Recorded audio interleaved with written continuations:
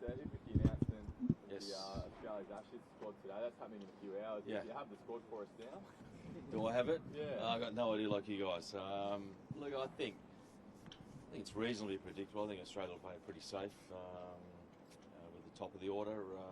Been a lot of conjecture around that over the last couple of months, and it's probably been a bit unsettling that they haven't had that settled lineup. But I think they'll probably go for Renshaw, Khawaja and Labuschagne at the top three. Feel a little bit sorry for Steve Konstas. He's been in and out of the side a bit, and it actually reminds me of myself when I first started playing for Australia. Sort of not fully confident of being in the side and up and down, and form a bit not quite there. So he's probably lacking a bit of confidence. So I don't think they'll go for him in the first test.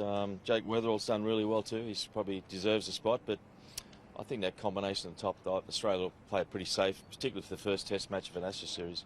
What advice is Sorry, go on. If Labuschagne's at 3, Yeah. Cam Green gets pushed down, does that mean Webster's out? Even if Cam Probably. Green's I think he's going to be really unlucky if he misses out, because I think he deserves his spot in the team. He's been great since he started, and he adds that extra element of being a really good slip catcher as well, which is important in Ashes. I think the best fielding side will win the Ashes this year, so catching will be really important. So if Bo Webster misses out, it's a tough call on him because he's done really well, but the way I said, you can't really fit them all in, and I think Cam Green will probably slide down the order, and Webster will miss out. So it's bad luck for him. Why Renshaw? Why do you think Renshaw? Because that's what most people are saying. No, I think, look, he did really well when he played Test cricket before. I thought he was unlucky to be dropped. He scored 180 in Test cricket. He seems like now he knows his game really well. I think you've got to be confident going into an Ashes series. He seems comfortable in his own skin, the way he's playing. He's in good form. Obviously has that combination with Khawaja and Labuschagne, so the three of those guys together are pretty solid at the top of the order.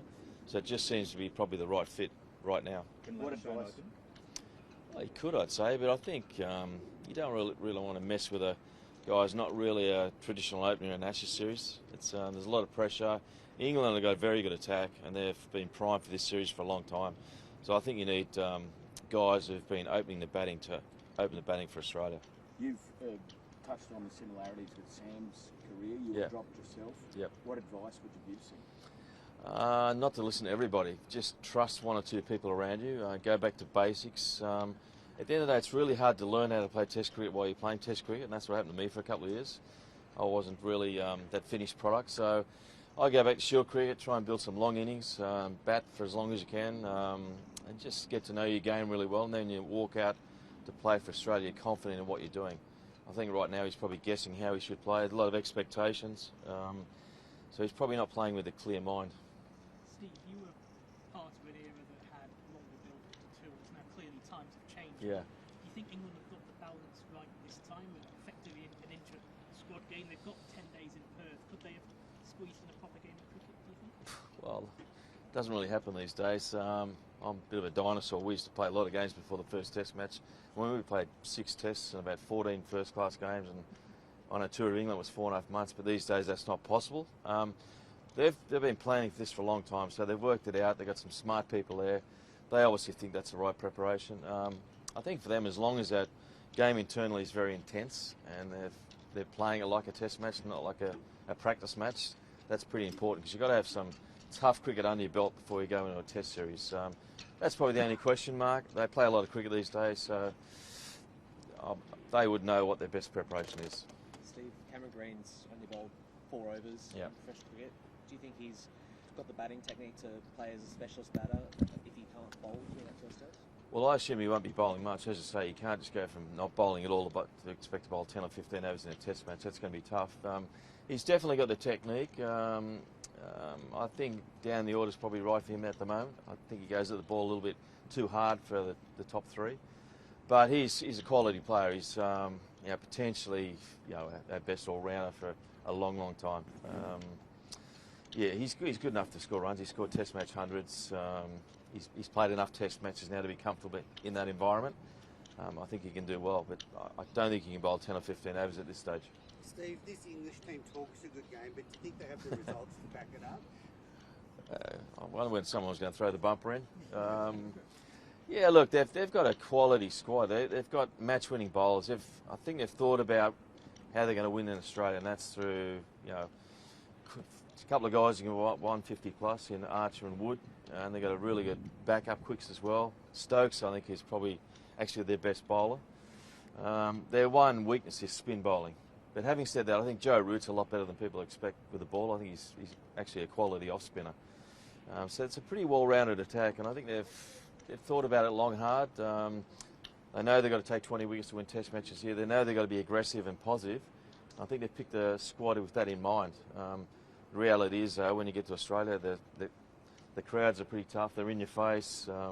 England hasn't got a great record here over the last 20 years, so they'll be up against it. Do you think they've changed Test cricket? Oh, they've made it great to watch. I certainly enjoy watching them play Test cricket, as do most people, which is great for the game. I don't know whether they've changed Test cricket, but they've certainly made it very watchable. Steve, there's been a lot of chat around Brendan Doggett this week. Do you think there's a sniff of at least making the squad, maybe to bolster the pace attack? Yeah, I like the way he bowls. Yeah, he's aggressive, bowls outswing, he's big and tall, and hits the wicket hard. But I think he'll get his chance in this Ashes somewhere, because it seems to be that quicks don't generally play 5 tests in a row, and it's a pretty short time frame. So they're going to need some depth in the bowling, and he's certainly one of those guys. Steve, just on the campaign question there, do you think it's sustainable throughout his career to play? Brendan plays an all-rounder and bowled a lot through his career. Like, obviously, you were someone who bowled a fair bit early in your career and batter only late. Well, I would have liked to have been 6'4" or 5" like him. It would have been handy as a bowler. I would have bowled a lot more, and his action's better than mine. Why not? I think I know myself when I was first couple of years, bowling relaxed me because it got me into the game. If I got a couple of weeks, it took a bit of pressure off my batting. I think that's really important for a young all-rounder, that not to be totally focused on one side of the game. So I think bowling can definitely help him. And he's a quality bowler too. He's a much better bowler than I was. He's definitely got potential to be a genuine all-rounder, which we haven't had probably maybe since Alan Davidson, really, or Keith Miller. So he's got that in him if he gets his body right. Steve, notwithstanding the fact that you've got Boland who come in for Pat Cummins, what sort of a loss is it to not have Pat Cummins play for the first couple of tests? We don't know how many he's going to be. I think from a bowling point of view, it's a huge loss. He's their best bowler and quality, and you can rely on him. He never seems to bowl a bad spell. But the great thing is, I think Steve Smith is an excellent captain to come in. He's captaining probably much better now than when he was full-time captain. He's more relaxed and sees things and follows his gut instinct. So the last couple of times he's captain, I think he's done an excellent job. So captaincy-wise, we're not going to lose anything because Smith is a very good captain. But obviously the bowling, that's a big loss because he's an intimidating factor. You can rely on him every moment of the game, and he always gets those tough wickets. So that's a big loss for the bowling side of things. Steve, how do you think Australia's managing the transition that's probably going to come pretty shortly in this team? Obviously, I know you retired just before the transition period, but how do you think this transition is going to go? Well, George Bailey's going to have to make some tough calls, and I think in the past he's shown that he hasn't really had the appetite for that at times. So he's going to have to step up to the plate with the other selectors, because it is a time of transition. The bowlers are in their sort of 30s, and some of the batsmen are getting on as well. But that's natural for every team. But you just want to make sure that that 3 or 4 players don't go out at the same time. That leaves a big hole in the team. So they've got to, just make sure that it is a transition, but not all at once.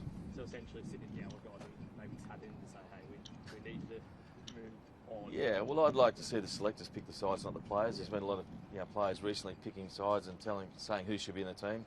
That's the selectors' job. What's your advice for Pat Cummins regards comeback? Is it patience?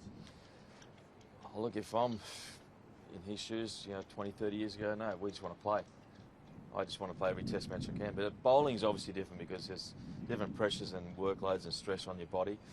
But for him, I get back in as quick as I can, because you never know when your last test match or your next test match is going to be. So for me as a player, I want to play as many test matches as I can. Yeah, we've got to cover it off. What's the prediction for the summer? I think we'll come to Sydney, and this will be the deciding test match. Yeah. So expecting this guy to get pushed by England?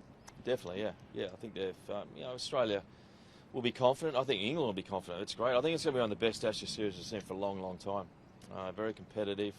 A lot will depend on injuries and the depth coming in. I mean, if either side loses a couple of their key bowlers, that'll make a huge difference.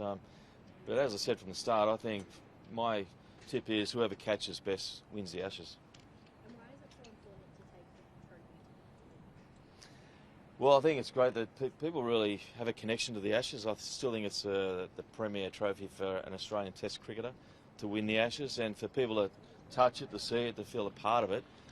And it's their way of belonging to the Ashes, which is, has this great tradition. So it's fantastic to take it to the community, for people to see it, to touch it, to feel it, and to be a part of the Ashes.